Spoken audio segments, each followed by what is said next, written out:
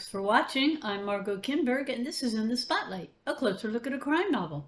When a lot of people think of the beginning of detective fiction, they usually think of Sir Arthur Conan Doyle's Sherlock Holmes, and that's fair.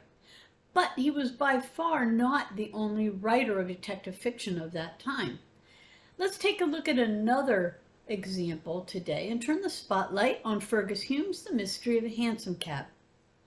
Very late one night, a hansom cab pulls up to Melbourne's St Kilda police station, where the driver tells an astounding story. It seems that he was hailed by two men. One asked him to take the other home, as he was very drunk. Then the one man left. The cabbie helped the drunken man into the cab, but just as he was about to leave, the other man came back and said he'd accompany the other man home. He got out shortly before their destination. When the driver reached the drunken man's street, though, he discovered that his passenger was dead. It turns out that the man was murdered, and the police now need to find out who the dead man was and, of course, who killed him. Police Detective Samuel Gorby starts the work of finding answers. He discovers that the dead man's name was Oliver White, and that there might be more than one reason to want him dead. For one thing, White had recently arrived from England, and there could be any number of motives there. For another, it seems that White wanted to marry Margaret Madge Fettlby, the daughter of a wealthy and extremely successful speculator, Mark Fettlby. But Madge is in love with Brian Fitzgerald, who is just as much in love with her, and of whom her father heartily approves. Before long, the evidence seems to point to Fitzgerald's guilt, and he is arrested for the crime. Gorby believes he's guilty at first, but Madge refuses to believe in his guilt, and her father supports her.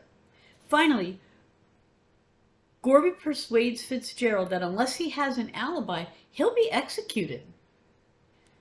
Fitzgerald says he does have an alibi, but that he can't reveal what it is. It's a secret. He finally admits where he was, and Gorby looks into the matter. He finds that Fitzgerald is actually telling the truth. He does have an alibi, and he didn't commit White's murder. The key will be finding the witness who can place Fitzgerald elsewhere at the time of the murder, and that won't be easy. Still, Gorby and Detective Kilsip work the case, and although they have different opinions about who's guilty, and in fact it's a bit of a competition, they eventually get at the truth. It turns out that this murder has everything to do with lies and secrets from the past. So what holds the story together? What are the main points in it, the main elements? Well, the how-done-it aspect of the novel is an important part. How did someone murder a man in such a public place without calling attention to himself? And why would anyone choose such a public place? And if the evidence points to Fitzgerald and he is not guilty, who could have slipped in without being noticed? The story really does have an intellectual puzzle to it. Another element in the novel is the personal histories of the characters.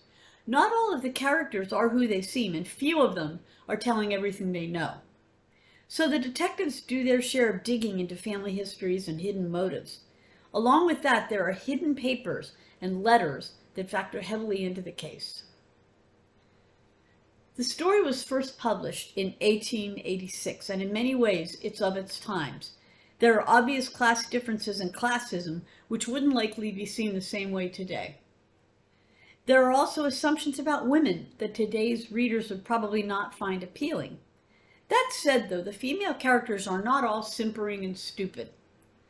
I don't usually like to compare authors, but the characterization in this novel is a bit similar to that of Arthur Conan Doyle's. The Mystery of a Hansom Cab is a who and how done it, with an unusual murder, a raft of secrets and hidden pasts, a clear Melbourne setting, and two police detectives who have a lot of unraveling to do. This has been In the Spotlight. I'm Margot Kinberg.